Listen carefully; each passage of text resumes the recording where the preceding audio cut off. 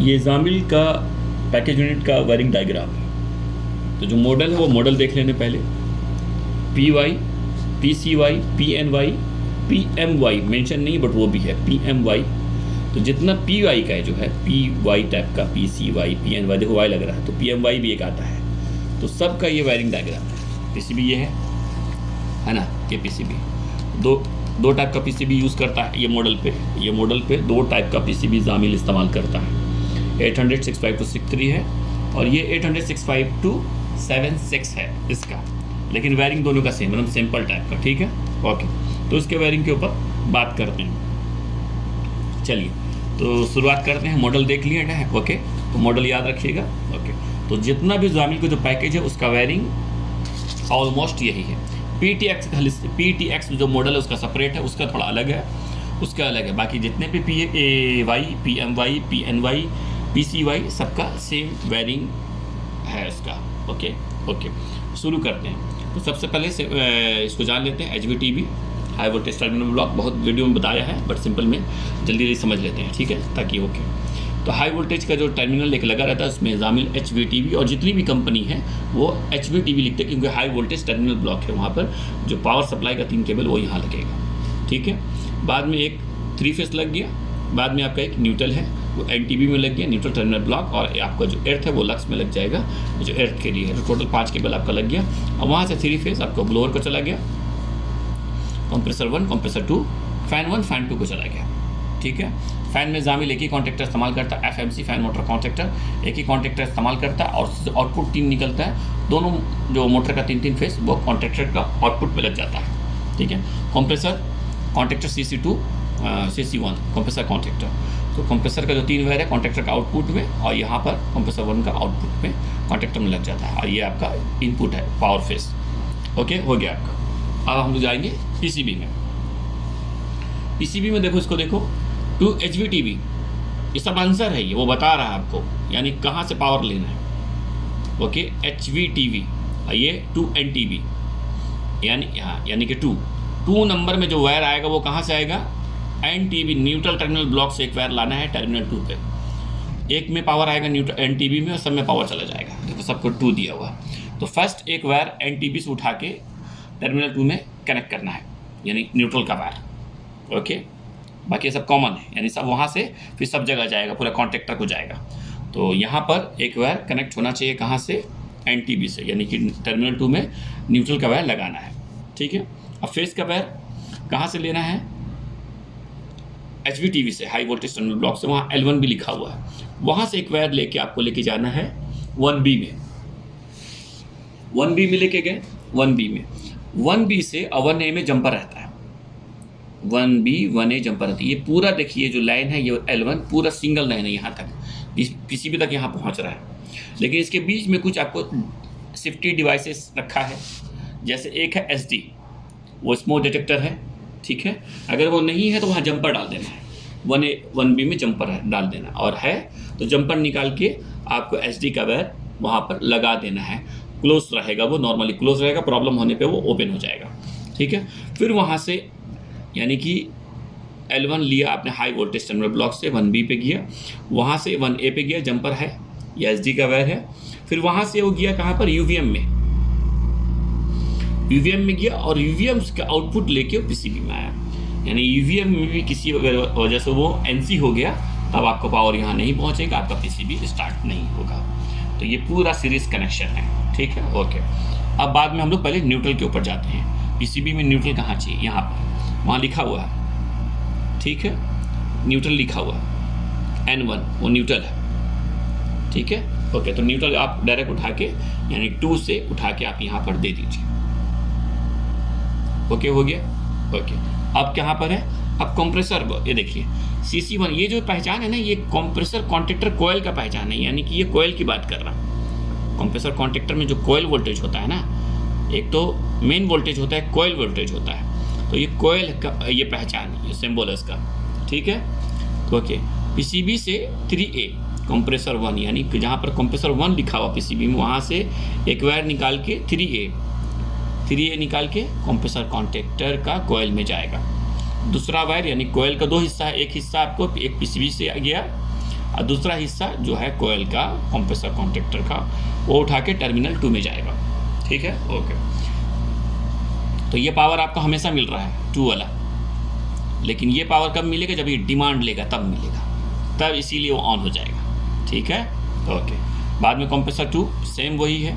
Compressor 2 को एक direct number 2 चाहिए, न्यूट्रल हमेशा मिलता रहेगा, लेकिन फेस हमेशा नहीं मिलेगा। जब ये डिमांड लेगा पीसीबी तब उसको फेस मिलेगा। तो फिर यहाँ से कंप्रेसर 2 वायर नंबर 3 भी बना के ला के कंप्रेसर कॉन्ट्रैक्टर कॉइल 2 में लगा देने। ये हो गया, ओके। बाद में PDS पम्प डाउन सोलेनॉइड 1 और PDS 2 पम्प डाउन सोलेनॉइड 2। ये बात यहाँ देखो, दोनों जो है ना, ये जो डॉट डॉट करके है, ये डॉट नहीं है, एकदम सीधा लाइन नहीं है। ये पहचान ये है, ये फील्ड वायरिंग है, यानी कि ये फील्ड वायर जो AC इंस्टॉल कर रहा है उन लोग को ये वायर डालना होगा। अगर ऐसा है तो फैक्ट्री का काम है, और ऐसा डायग्राम में दिया तो अकॉर्डिंग टू डायग्राम के हिसाब से अगर सोलेनॉइड वाल्व का वायर नहीं है तो सोलेनॉइड वाल्व है तो टेक्नीशियन को चेक करना चाहिए, जो इंस्टॉल कर रहा है उसको डायग्राम को पहले देखने के बाद, अगर डायग्राम में वो बोल रहा है कि फील्ड वायरिंग करेगा, यानी जो आदमी है जो इंस्टॉल कर रहा है उसका काम है, उसकी जिम्मेदारी, उसकी रिस्पॉन्सिबिलिटी है ये सोलेनॉइड का ये वायर डालने इंस्टॉल करने के लिए, लगाने के लिए। तो ये डायग्राम के हिसाब से, तो जब भी इस तरह का डायग्राम में मेंशन है तो चेक कर लेना चाहिए। अगर वायर डाला हुआ तो ओके है, अगर नहीं डाला है तो चेक करे और डाले। अगर सोलेनॉइड वाला है तो, नहीं है तो कोई बात ही नहीं, और है तो चेक करे कि फैक्ट्री ने डाला है कि नहीं डाला। नहीं डाला है तो फैक्ट्री की गलती नहीं, क्योंकि फैक्ट्री ने क्लियरली यहाँ पर मेंशन किया है। इसका ये पहचान है कि जो इंस्टॉल कर रहा है इंस्टॉलर, उसकी जिम्मेदारी है। ठीक है, ओके। अब बात थोड़ा सा बात उसको बता दी।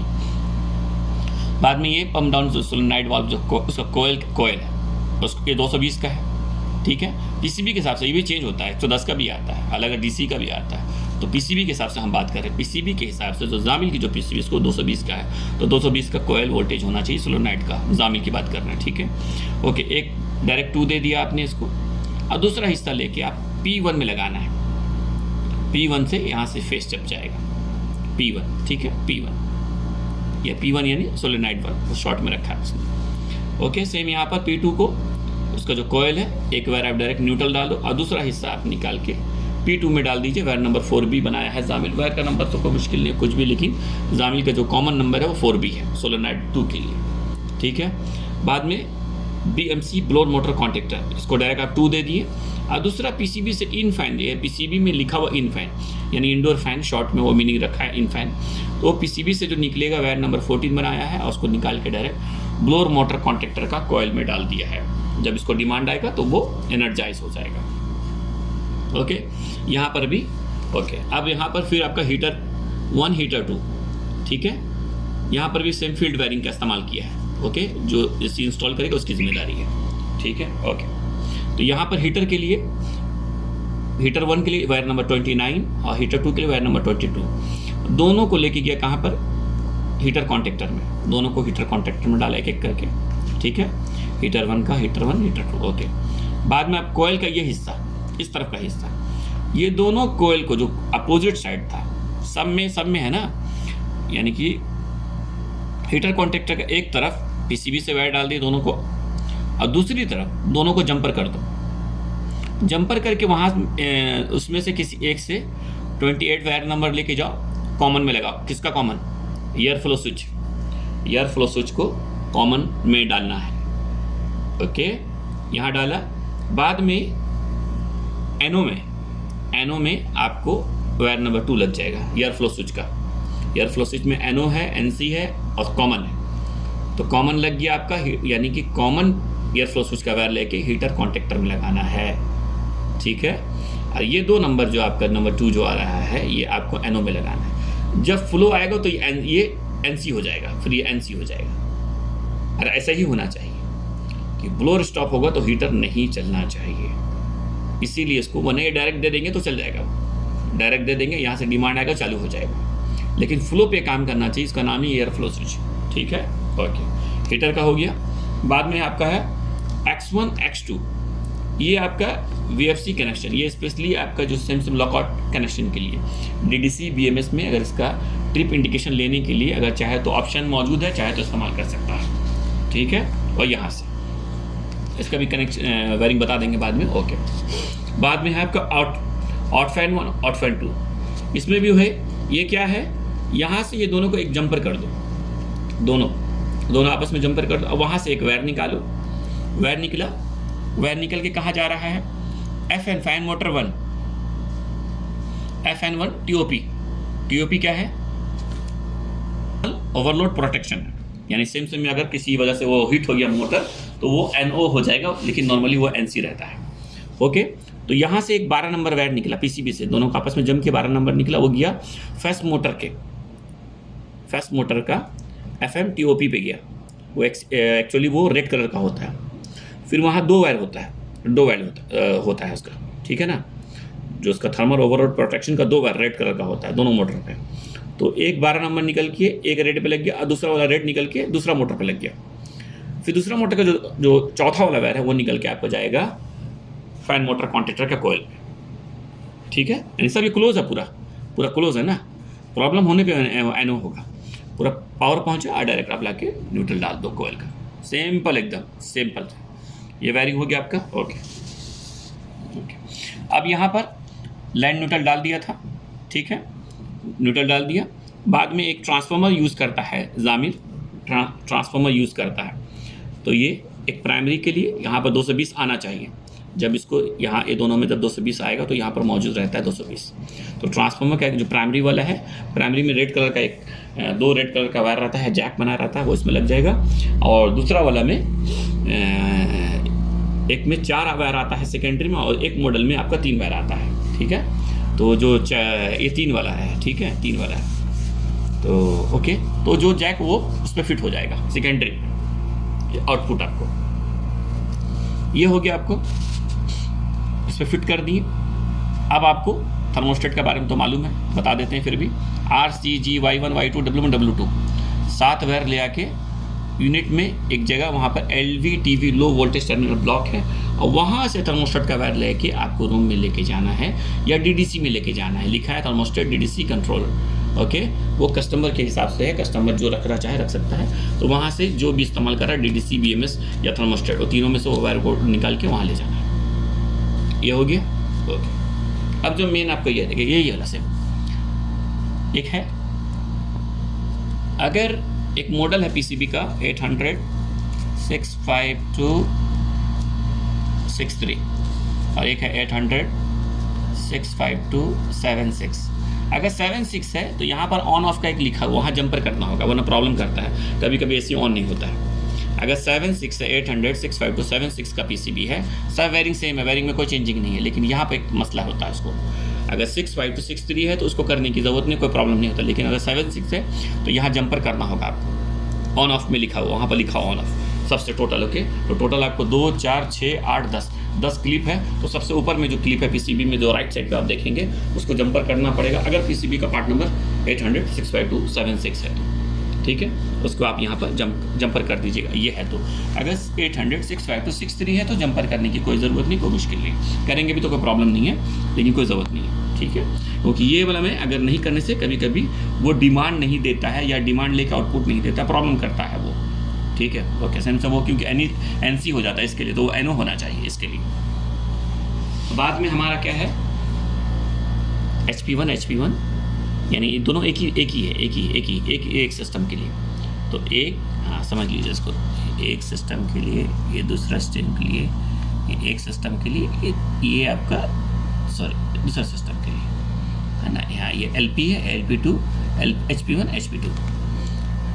अब PCB से एक वायर निकलेगा, वो जाएगा SSPS में, अगर नहीं है तो फिर जंपर रहेगा SSPS में, यानी सेम वो सीधा लाइन है। फिर SSPS से निकल के SP में जाएगा, SP से निकल के सीधा डायरेक्ट वो यहाँ पर आएगा। यानी दोनों को नॉर्मली वो क्लोज होना चाहिए, अगर कोई भी ओपन हुआ तो वो आपका बंद हो जाएगा, ठीक है। तो यहाँ से निकल के आपका गया कहाँ पर गया, SSPS में गया। ओवरलोड भी है, ओवरलोड भी है ना, यहाँ से निकल के SSPS में गया, SSPS का आउटपुट से लेकर ओवरलोड में गया, ओवरलोड का आउटपुट से निकल के HP में गया, HP से निकल के सीधा वो यहाँ आ गया। दूसरा वाला भी सेम है, PCB से निकला SSPS में गया, SSPS का आउटपुट से ओवरलोड में गया, ओवरलोड से आउटपुट से निकल के HP में गया, HP से सीधा वो यहाँ आ गया।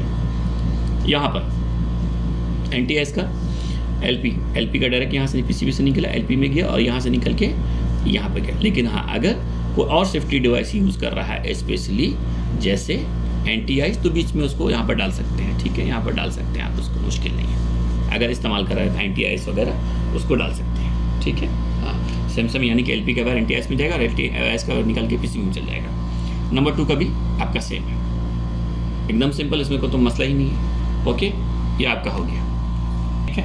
तो अब इसका हो गया है। अब जो कंट्रोल का उसका एक अलग वीडियो बनाते हैं, जो कंट्रोल का जो है ऑन ऑफ करने का, जो स्मोक डिटेक्टर वगैरह सेफ्टी डिवाइस के सब है ना डिमांड के लिए, उसके लिए हम दूसरा वीडियो बनाते हैं। ओके।